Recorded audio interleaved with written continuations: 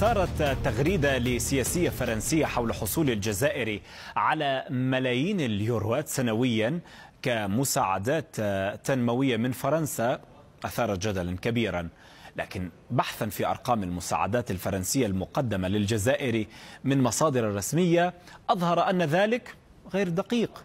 نشرت سارة نافو التي نجحت في الانتخابات الأوروبية عن حزب اليمين المتطرف استرداد في تغريدة على إكس أن فرنسا تمنح الجزائر 800 مليون يورو سنويا كمساعدات تنموية. قالت نافو إن الجزائر تحصل على الأموال ومع ذلك ترفض استعادة المهاجرين غير الشرعيين من فرنسا، ووصفتهم بأنهم قنابل تمشي.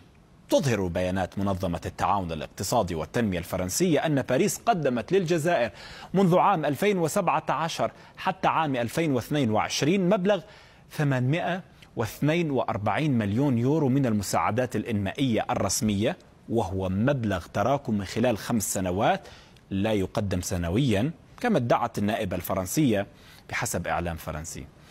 وتنفي وزارة الاقتصاد الفرنسية أيضا المبلغ الذي ذكرته سارة نافو، وتؤكد أن تمويل فرنسا للجزائر بلغ نحو 112 مليون يورو في عام 2021 و132 مليون يورو في عام 2022.